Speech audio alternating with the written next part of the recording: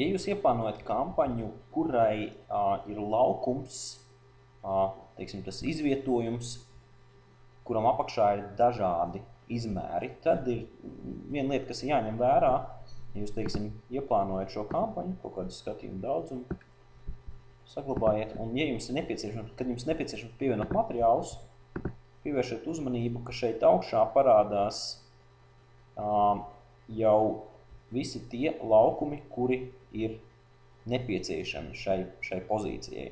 Tas biežāk ir saistīts ar to, ka mēdī pārdod gan, teiksim, pa vienu cenu, gan latviešu, krievu un angļu versijās parāda materiālu, vai arī ir sponsorēšanas piedāvājums, kur ir labā mala, kreisā mala, tātad divi dažādi materiāli. Šajā gadījumā vienkārši tagad piemērs ir, ka ir dažādi izmēri. Mēs uztaisīsim kaut kādu linku, izvēlēsimies kaut kādu baneri. Ātri.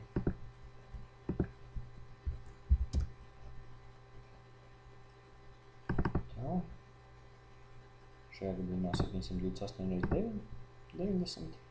Saglabāšu.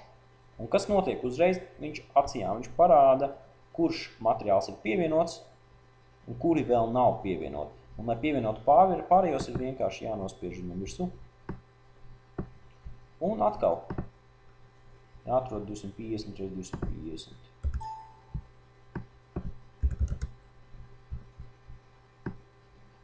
Man ir 250 atliek.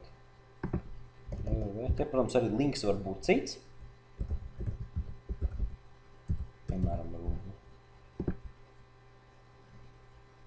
un atkal mēs redzam, ka ir pievienots viens, otrs, un tā patiesībā ir jāizdara pilnīgi visiem.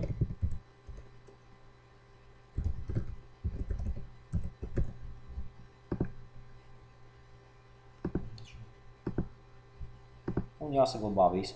Rezultātā mēdījam uz šo vienu izvietojumu būs iespēja paņemt, tātad ievietot pareizos banerus pareizajās vietās. Un tā tāda funkcionalitāte noteikti, kas ir svarīga un jums var arī noderēt.